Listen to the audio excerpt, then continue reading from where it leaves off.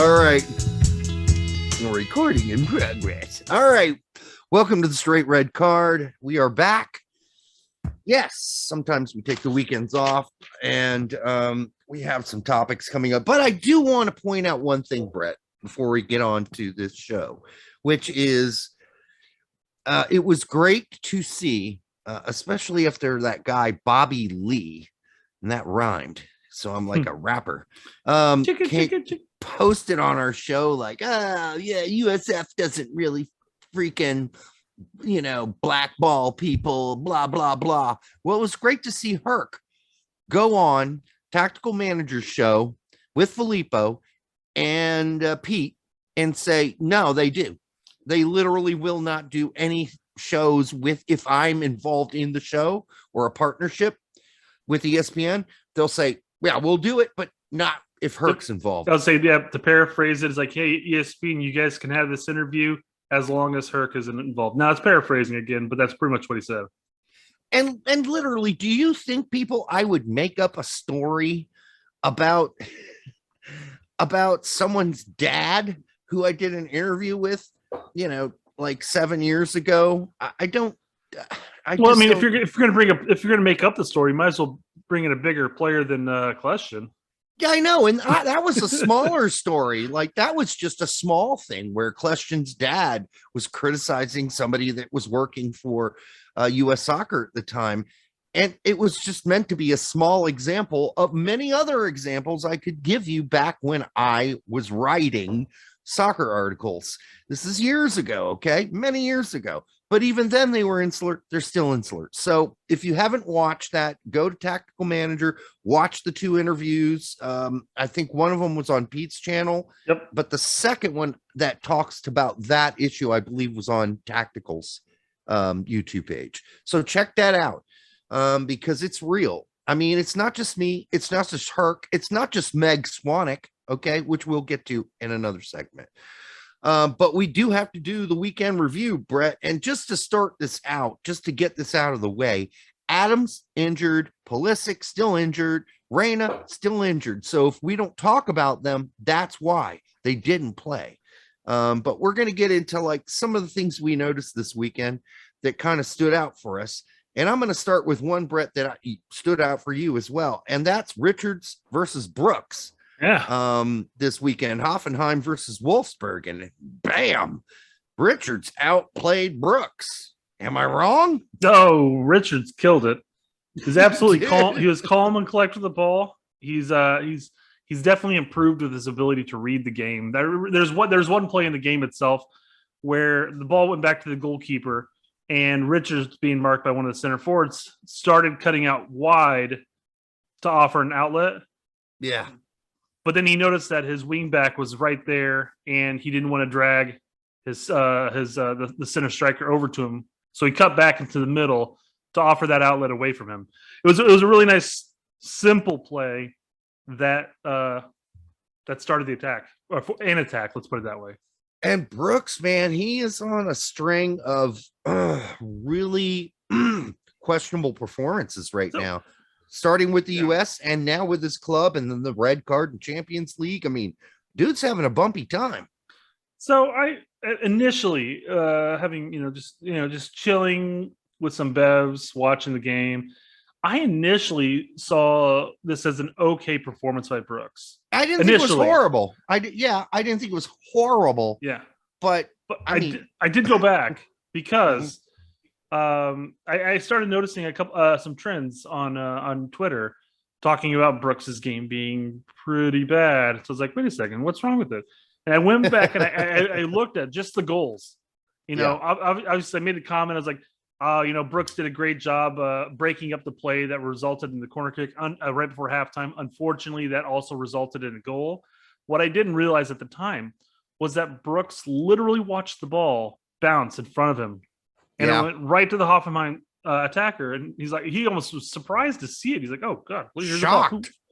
So it was just like, I don't know what was going through his mind. And maybe it was obstructed at that point. And all of a sudden the ball's in front of Brooks. He's like, I'm not ready to take a hit here because if I hit it, I might score an own goal. I don't know. But yeah, I noticed that on second viewing, and then also on second viewing on the third goal. There was a where they had a set play just outside the box and scored off the free kick. A brilliant goal, absolutely amazing shot. Yeah. The way what caused it though was that initially Brooks had stabbed at the guy with the ball, and the guy was going to have a run on a goal, and it forced the other Wolfsburg player to end up fouling the player in the end. And I'm not saying that he was directly responsible for the goal, but it was definitely a play that led to the goal. And even if he was, like, every defender goes through, like, they can have like a bad spell of like a few games. Like, it can happen because it gets in your head like, oh shit, I was responsible for that, or people are going to blame me for that. And that, I mean, being a defender sucks, let's be really honest. And like, because when people score on you, you're probably part of the problem. And right now, that just happened this weekend to Brooks. And look at a striker. You miss 5 opportunities, but you score a game winner. Nobody's really looking at those 5 missed opportunities. However, if you're a defender and you make 4 great saves, but then you fuck up and let the opposition score on you, that's a game winner, then all of a sudden those 4 amazing saves go out the window. So I mean, you make one bad back pass to the keeper that gets snagged and put in the you're the clown. So being a defender sucks. It's hard work. You got to have a really tough mental mind state, and I'm sure Brooks will bounce back from this sort of couple bad weeks. But and to reiterate, like I said, outside of, I mean, again, I didn't even pay attention to those issues on the first viewing. If I didn't go back and look, my take on this would have been he actually had an okay game. But there were a couple of things. But outside that, the rest of the game, I mean, you have a couple mind fucks, a few minutes of the game, but the rest of the game was perfectly fine. Speaking of mind fucks, Miazga, also had a great fucking game versus Atletico Madrid. What a fucking great game. What a solid freaking game by Matt Miazga. I think he just played himself into, Greg's 30. If it's 30, maybe it's more if he's smart. But I mean, what do you say? Because the thing about Miazga is he's had some really crummy games, but he put in a performance this weekend that's worth noting. He was everywhere he needed to be, and he did his job, and he kept Atletico from scoring. And, Atletico Madrid is one of the best teams in La Liga. So props to Matt, I think they were a top team in the league at this point, at the point of the game. They were, it was definitely a big win for them. So they get the early goal, and Atletico just simply was not firing on all cylinders throughout most of the match. And as the match progressed, they got more and more desperate, which, quite frankly, at that point, really played into Alavez's. Am I pronouncing that right? Is it Alves? Alaves. Yeah.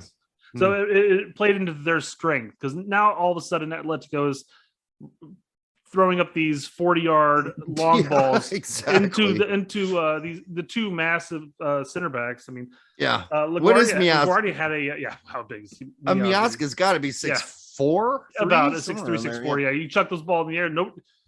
Suarez is not going to get to any of them. It's not going to happen.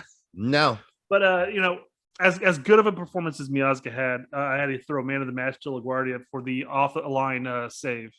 It would have been a tied game, but he made a brilliant save off the line. And I mean, it just, as the game, and quite frankly, if throughout the entire game, you never would have imagined this. All the possession that Atletico had and all the chances. But Alves had the best chances throughout the match. They should have put up another 2 or 3 goals at least throughout the match. So it was a fun game to watch, and even more fun that Miazga played the full 90 and won. Yeah, it's just some weird shit because and then if we're staying with Spain, Des had a really good game too at left fucking back. So now we got to worry about that discussion again. Just when we were like, nah, don't play him out there anymore. He has an exceptional game for Barcelona, makes an amazing cross, gets the assist. So there's that to now contemplate. And there's no way Des is not coming on this next roster. He'll be here in October. Absolutely. I would like, I'd like to see a different attitude, but that was another great game. So sticking with Des real quick, and we're going to talk about more of this later. But we listened to a podcast that had Berhalter in it, and we're going to go in more depth with a lot of stuff. But one thing that I thought was interesting about that, and it plays into this whole, Des poor performances, et cetera, for the United States national team, is one thing that he noted in that the Honduras game, and when we played like a 3-back line like that, is our center backs tend to pinch in and get too close to each other. And all of a sudden our wing backs lose the confidence of being able to go up into the attack. And that kind of takes away from the fact that you want to play with 3 center back, 2 wing backs being able to get into that attack. Yep. So that definitely plays a factor to consider. But I mean, outside that, when Des plays for the United States, he has to be able to complete passes and not get stuck after every dribble. But that's something completely different. But it is something to consider, though. It's not necessarily all his fault that things don't go his way, but just performances. I'm not sure who said this, but somebody said, well, maybe Des is a winger. Maybe he's not a left winger back or a left back. Could be, but he proved this weekend he could do that. And, I don't know. I know I've said it recently. I don't know how to rate Levante, though. So, I'm glad he got the assist. Yunus Musa, also in Spain, started. He went like 80 minutes or something, and they got a draw. And I guess we're not sure if he went out with anything too serious. I hope not. I hope he'll make Greg's 30. Well, and from what I read of the game, because I didn't watch it, he went down with what appeared to be like a hammy injury. Like he's grabbing the back of his leg and everything like that. And that's what it looked like. He got up and he went back out and he played for a couple more minutes and then got subbed off. So, and I have not read a single thing on it since. There's no articles out there, nothing on Twitter, no report, nothing. So that would lead me to think that maybe maybe Valencia's coach is just sort of like, we're not taking any chances. You just got back, get off the field. And in a season where you're allowed 5, I mean that's half the team. I mean, not literally, but it's very close to half. Pretty damn the close, team. Yeah. So at the field players. There's going to be a good chance that he's not going to play the full 90, and he hasn't played a full 90 for a long time. So him going 82 was like, or 80 or whatever it was like, wow, that was surprising. On the other hand, Matthew Hoppe dressed, but didn't even get off the bench. And somebody was saying, well, and I think this might've been a tweet you sent me. Well, that's because was that you? Yeah, it was like a rotation they're working on or whatever sense that makes. So the announcer, I came in at the game when it was 2-1 for Mallorca. And am I pronouncing that properly now? Mallorca. Yes, you are. Mallorca. Okay, look at that. That's 2 in a row. You are rocking the house. Yeah. So, but I mean, they were up 2-1 and like, that sucks. Hoppe's not playing. And watching the game, they got the equalizer, unfortunately. And then the announcer mentioned, he's like, manager of Mallorca's looking at the upcoming schedule and trying to keep rotation between players and keep them fresh. And I'm just sitting there going like, man, after this is a team that has only ever won twice at Mallorca. It's ever in their history. Yeah. And it's 2-2 at this point with about 20 minutes to go. And I would have been like, dude, I don't care how fresh. I mean, 20 minutes is not going to kill him. Get him warmed up. Get him out on the pitch. You need some energy up in that front. The kid's a warrior. Yep. And then they let in another goal and ended up losing 3-2. So yeah, I don't get that kind of management. That's pretty stupid. Yeah. You need, I guess they were trying to just get out of the game with a 2-2 tie. They probably assumed they were gonna win, in all honesty. And then they got the 2-2 and they're like, well, we're just gonna keep pressing, playing our game, and then they led in the third, and then they had 10 minutes extra time in that second half. Yeah. And then 3 of those 10 minutes were waiting for a VAR on a PK that never came. They called the PK, and then VAR called it back because on the buildup somebody was offside. So I was just like, oh, that sucks. But then it's like a third of your extra time wasted on that. And this is after Hoppy started and killed it I thought he was really good. And he scored like an offside goal or whatever. It doesn't matter. I mean, the kid showed something. So I think he'll be back. I think the manager even intimated that he'll be back in the rotation. But Shaq Moore is getting fucking, he's getting totally reamed over there in Tenerife since he got back from the Gold Cup, because he didn't even play this weekend. So just a note there on him, because that seems weird.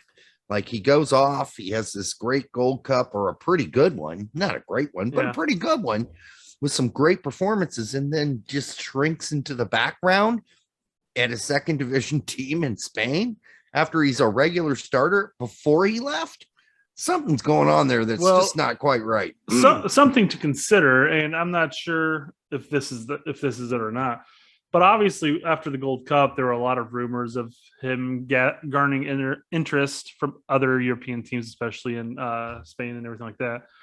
I almost wonder if a gentleman's agreement has been made, and he's out in January to whatever team, and they're just playing another option at right back. There's got to be other rumors than that, because no, this isn't a rumor. This is just me pure speculating. This is my 10th. I know, but of the season. Like, hey, here's the thing: if you got a player that can help your team get promoted, you play him until you send him off. And I don't think there's a gentleman's agreement here. I just don't. And if you really want to sell him, you play him to just show everybody how good he is. And that's why I think there must be a gentleman. That's why I'm thinking there's a gentleman's agreement there, because you're right.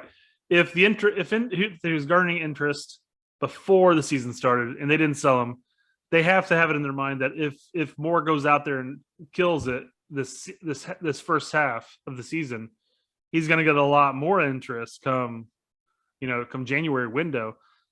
But then he goes from, you're right, being a starter, having a great Gold Cup with the United States, to not really playing at all. It's weird. Something strange. Unless they found somebody who's spectacular that I don't know. I mean, while we're on Tenerife, Sam Shashua. I can't know how to pronounce that name. That's really hard. He's nominally or on the fringes of having some sort of American connection. And so I bring him up because he's been a regular starter or player for Tenerife. It doesn't start every time, but he scored a handful of goals this already. So I don't know. I mean, you can keep an eye on him, I guess. Zach Steffen did not play for Manchester City. Josh Sargent did start. We're moving to England now. Played for 90 minutes for the worst team in the Premier League, Norwich City. That's got to be this guy has to have the worst agent or the worst luck ever. He's going from a horrible team in Germany, which wasn't horrible when he got there, and now he's on the worst team in England, and people are going to expect him to score goals. How are you going to do that? I mean, I know Pookie gets one here and there, but they've scored 2 goals this season? I would say here and there is really a nice description of it. I know, it's horrible. But it's once again, it's a more attack-minded Bremen, in all honesty, and it's sad to say, but there's still no service. Nope. I mean, Sargent's going to have to do something a bit, think outside of the box here, and it sucks because how do you really hone your striking ability, your poaching ability? What's required of a striker if you're going to be checking back too far or doing something? I don't know, you're playing defense 70% of the time. I mean, one thing to consider though is, and this is not an excuse by any means, but I mean, Norwich has had one hell of an opening schedule here. They've had big name after big name after big name. Yeah, and true. At some point, they're going to start having middling teams and relegation bound teams as well coming up here, and they've got to make sure that those are the games that they show up to and start, netting goals and scoring opportunities. They just got to beat 3 teams, right? Basically, that's it. 3 out of 20 teams. They play Burnley. They play Burnley here soon, so that's a game it's a must win. It has to be. Yeah, it really does. As far as Sargent's performance, from what I understand, from what I read, because I didn't come into the game until the 66th minute due to the Alaves game. Norwich had no offensive presence in that first half. They're like, the fans were livid that they played a formation or a tactic or whatever that just required a sit back and let's hope that we get something on a counter or corner kick or something. So the first half sucked. They went down 1-0. The second half, by the time I got in there, was about the 66th minute roughly. And Norwich was putting it to Everton at that point for like 10 minutes. Well, they had to. They were literally Everton didn't get out of their half. The first time that Everton got out of their half, they scored the second goal. So that kind of deflated and at that point, Norwich was like, good. Yeah. I mean, I haven't watched those guys that do the Norwich YouTube show recently, but I might have to catch up on that just to see their point of view. But it seems like it's relatively positive about Sargent. People still like Pookie, blah, blah, blah. I think most of the people's problems so far, from what I've heard, are with the midfield and the defense. Sure. But, obviously, if you're not getting any distribution from your midfield, that's an issue. Anthony Robinson, and Tim Ream went the full 90 for Fulham. Not much more to say there. Dwayne Holmes, he's not really in the picture for us, but he's really happy he's not in Derby, who are going into administration anymore. Ethan Horvath did his regular thing where he sat on the bench. Warmed it up nicely too. He did.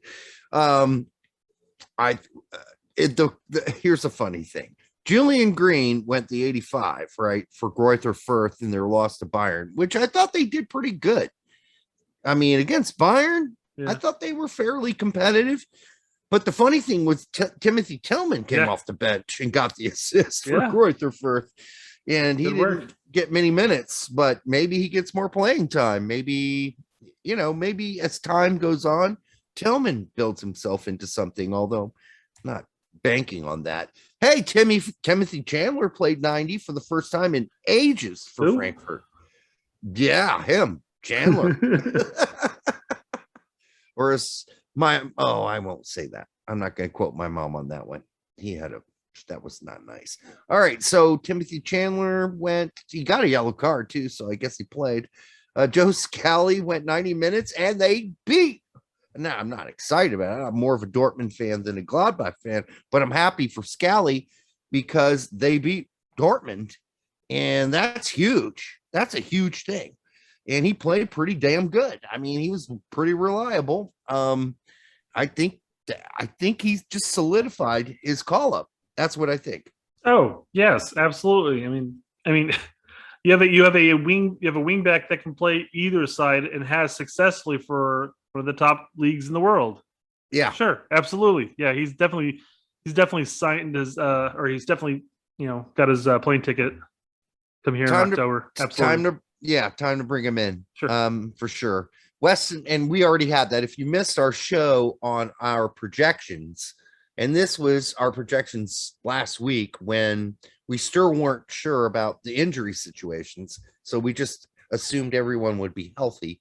That might not be the case. Reina may not be healthy. Pulisic may not be healthy. Adams, who got an injury prior to this weekend's game, may not be healthy, and that would be the big killer for us because we can replace Pulisic and Reina, not completely, but if Weah's healthy, we can do that. If Aronson's healthy, we got guys that can do that.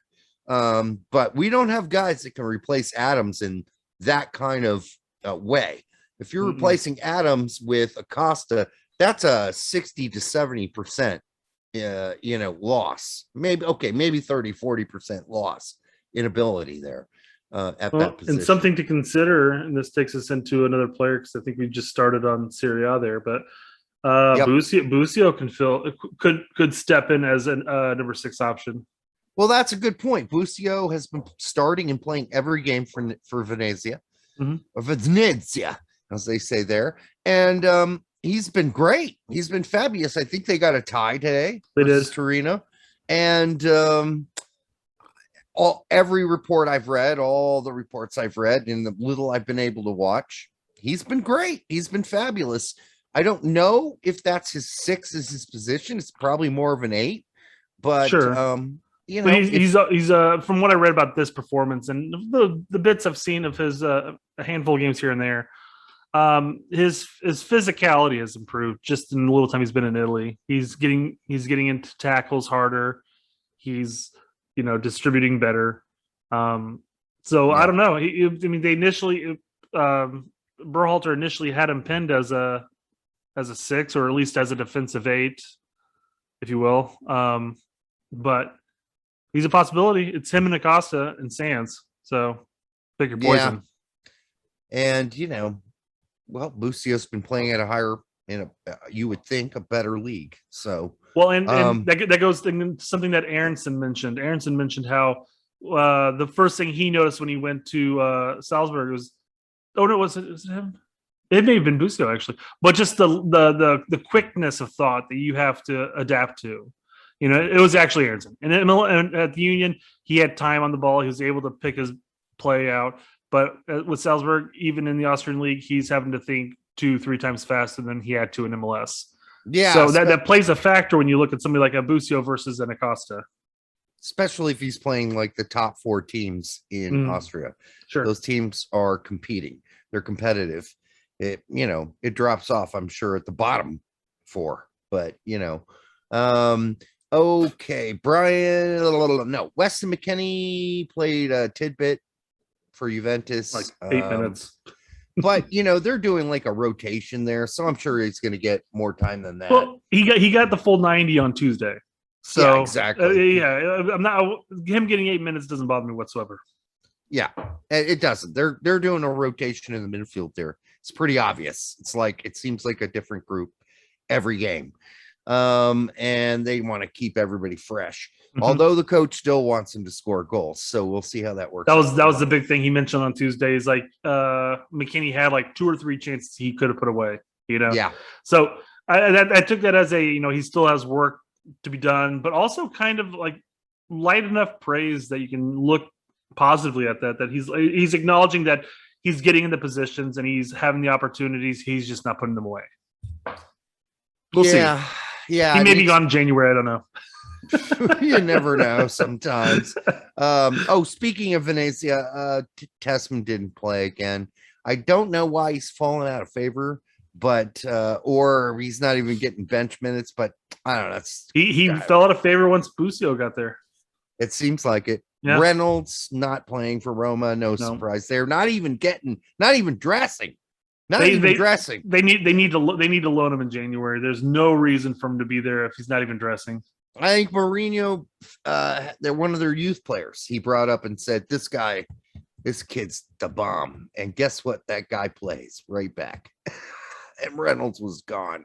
He didn't even dress. He hasn't dressed since. They brought that kid up from the youth team.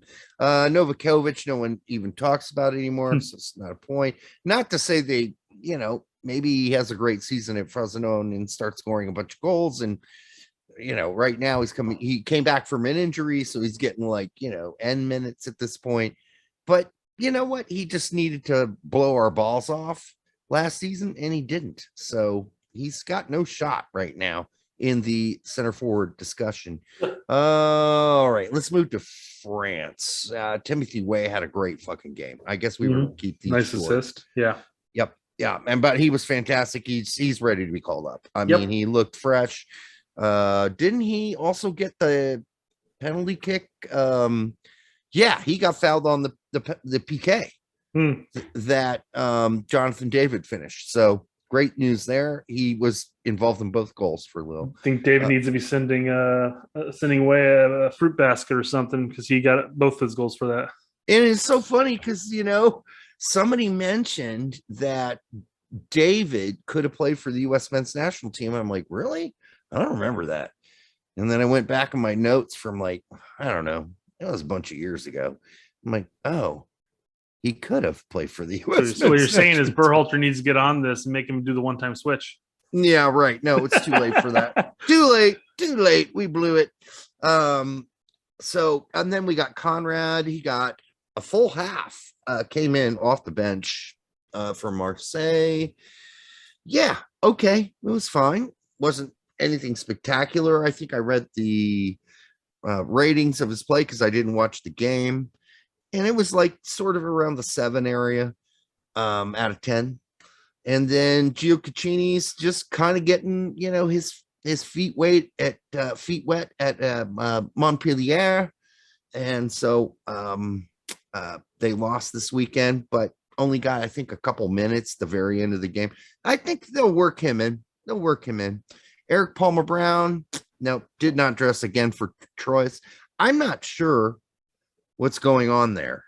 I mean, he's been there for weeks now, and he's still not even in the 18. I don't know what that means.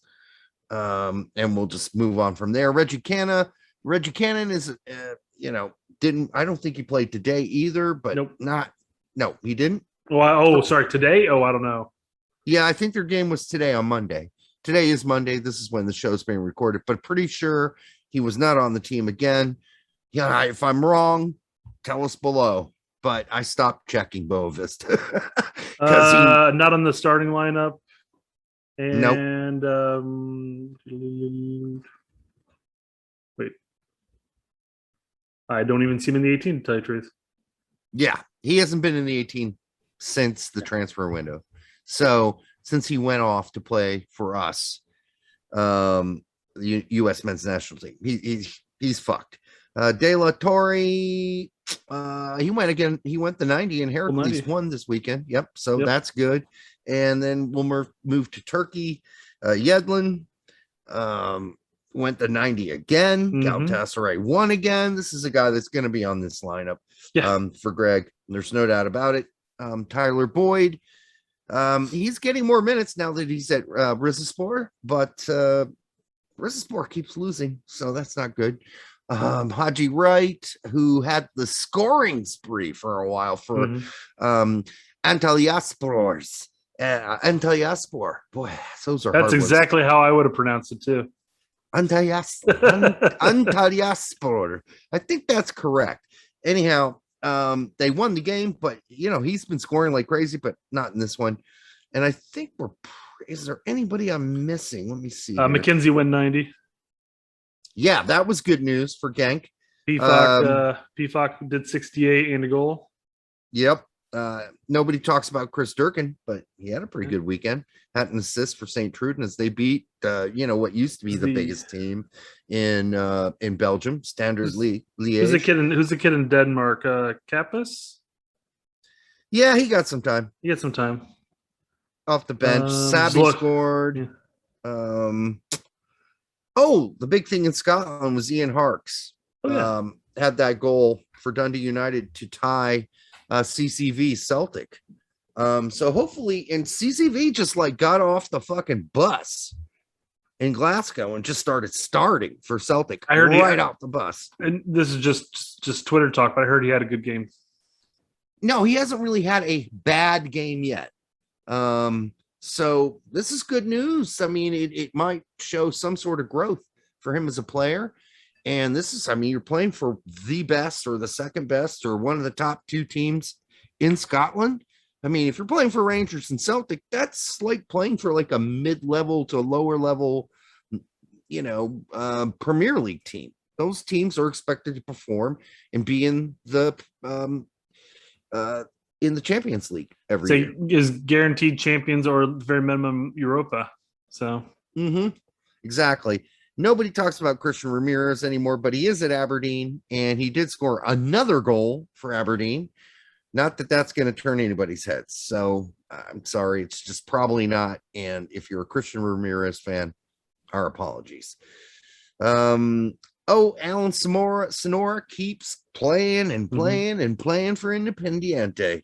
Went another 90 for them. I know he doesn't get mentioned much, so I thought I'd bring him up. I sat down and watched a little highlight reel, and take the highlight reels for what they are. Obviously, they're highlight reels, right? But it was a fun highlight reel to watch.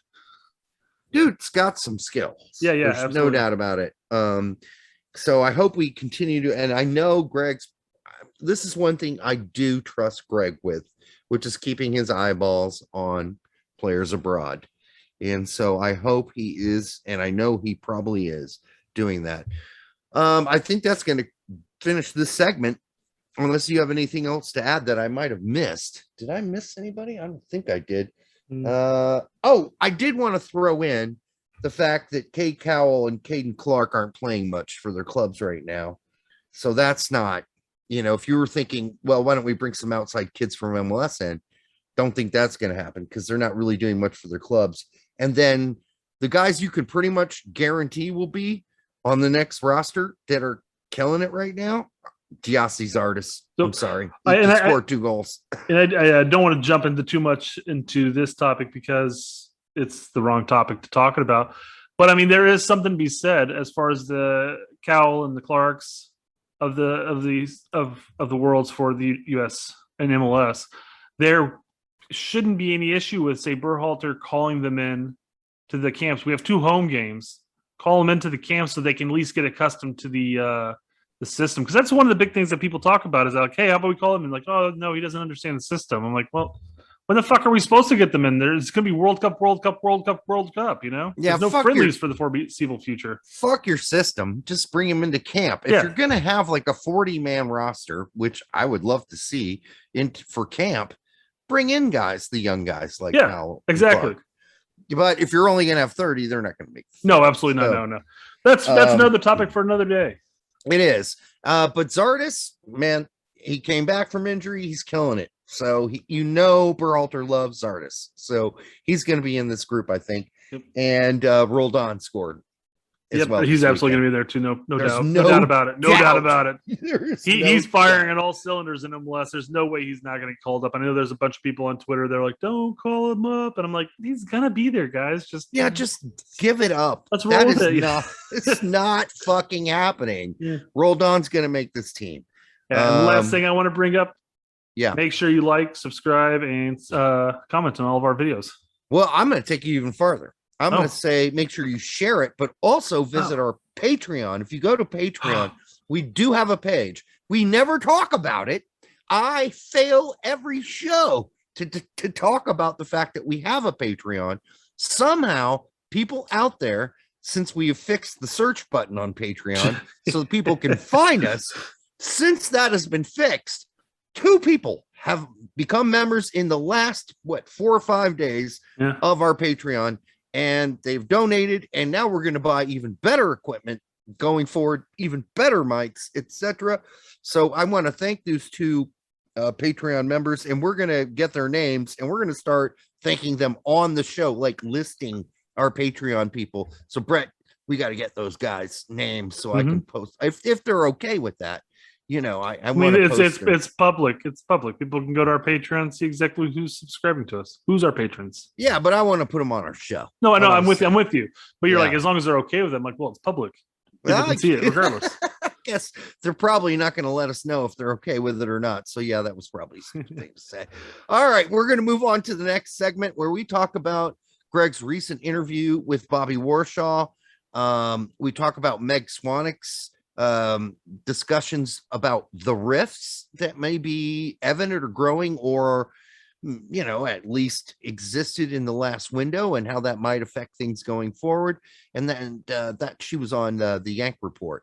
So we will see you next time, and that show should be out, well, as you know, about 24 hours after you listen to this one. Cheers.